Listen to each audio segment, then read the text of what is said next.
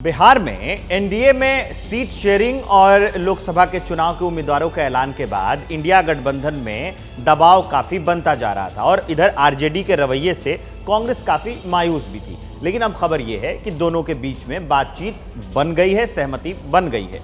इसी को लेकर आज दिल्ली में एक आखिरी दौर की एक और बातचीत होगी और उसके बाद 1-2 दिनों में पटना में उम्मीदवारों के नाम का ऐलान कर दिया जाएगा। सबसे ओल्डेस्ट हम लोगों का अलायंस रहा है। हम लोग हमेशा से एक दूसरे को अंडरस्टैंड करते हुए हम लोगों ने बात की है। अब सब लोगों का मेन एजेंडा है कि बीजेपी को हम लोग रोकेंगे। इतना जरूर कह सकते हैं कि बिहार जो है चौंकाने वाला रिजल्ट देगा। जो खबरें आ रही हैं बन चुकी है। हम लोग अग्रीड हो गए हैं कि लेफ्ट पार्टियां, कांग्रेस पार्टी, आरजेडी पार्टी मिलकर के आगामी चुनाव साथ लड़ेगी और सीटों की जहां तक बात है, सबको सम्मानजनक सीटें जो है मिल रही हैं और जल्द ही इसका ऐलान जो है हम लोग पटना चल करके पटना में ऐलान होगा। पटना में ऐलान 2 दिन के बाद हो जाएगा। कल फिर डेलिब्रेट करके सीट वाइज ये करके फिर हम लोग पटना में ऐलान करेंगे। सूत्रों की माने तो आरजेडी जो 9 सीटें देने को भले तैयार हो गई है, लेकिन अभी भी कुछ सीटों को लेकर मतभेद जारी है। उस पर बात करेंगे। पहले देख लेते हैं कि आरजेडी ने कौन सी 9 सीटें ऑफर की हैं। किशनगंज, कटिहार, सुपौल, भागलपुर, समस्तीपुर, पटना साहिब, मुजफ्फरपुर या शिवहर, पश्चिमी चंपारण या वाल्मीकि नगर और सासाराम या गोपालगंज। इनमें से 3 सीटें ऐसी हैं जिनके लिए विकल्प दिया गया है।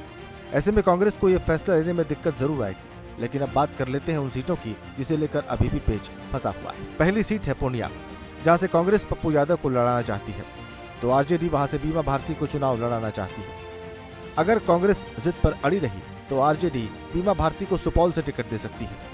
अगर बात बन गई तो बीमा भारती पूर्णिया और पप्पू सुपौल से चुनाव लड़ेंगे। दूसरी सीट बेगूसराय है। यह सीट कांग्रेस कन्हैया कुमार के लिए चाहती है, लेकिन आरजेडी ने इस सीट को लेफ्ट को दे दिया है और सीपीआई ने वहां से अवधेश कुमार को टिकट भी अलॉट कर दिया है। औरंगाबाद सीट पर भी मतभेद था, लेकिन कांग्रेस ने दावा छोड़ दिया है। कांग्रेस तारिक अनवर के लिए कटिहार की सीट चाहती है। पहले लालू ये सीट नहीं देना चाहते थे, लेकिन अब आरजेडी ये सीट छोड़ने को तैयार हो गई। कांग्रेस पार्टी की तरफ से ये दलील दी गई है कि कटिहार जो है वो परंपरागत वो कांग्रेस की सीट रही है। 5 बार वहाँ से हम खुद स्वयं जीते हैं। क्लेम ज़्यादा बेहतर है और ज़्यादा मजबूत है। गठबंधन टूटने वाला नहीं है, क्योंकि हम सब एक बड़े लक्ष्य की तरफ आगे बढ़ रहे हैं। अगर कुछ बर्दाश्त करने की भी जरूरत होगी तो हम लोग बर्दाश्त करेंगे। औरंगाबाद सीट पर कांग्रेस का दावा छोड़ने की एक और वजह यह भी है कि वहां पहले चरण में चुनाव होना है और नामांकन भरने की आखिरी तारीख 18 मार्च है। लिहाजा आनंद फानंद में उम्मीदवार का ऐलान संभव नहीं दिख रहा है। बिहार में वैसे तो सभी 7 चरणों में चुनाव है और पहले चरण में जिन सीटों पर चुनाव होना है वो है औरंगाबाद, जमुई, गया, नवादा और अगर सूत्रों को सही माने तो ये चारों सीटें आरजेडी के खाते में जाती दिख रही हैं और आरजेडी ने पहले ही इन 4 सीटों के लिए उम्मीदवारों का ऐलान भी कर दिया है।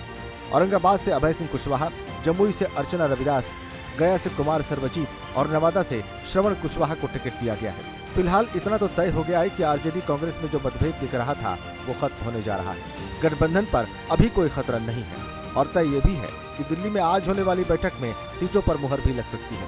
लेकिन देखने वाली बात होगी कि सुलह का रास्ता क्या निकलता है और कौन किसकी शर्तों के आगे झुकता है।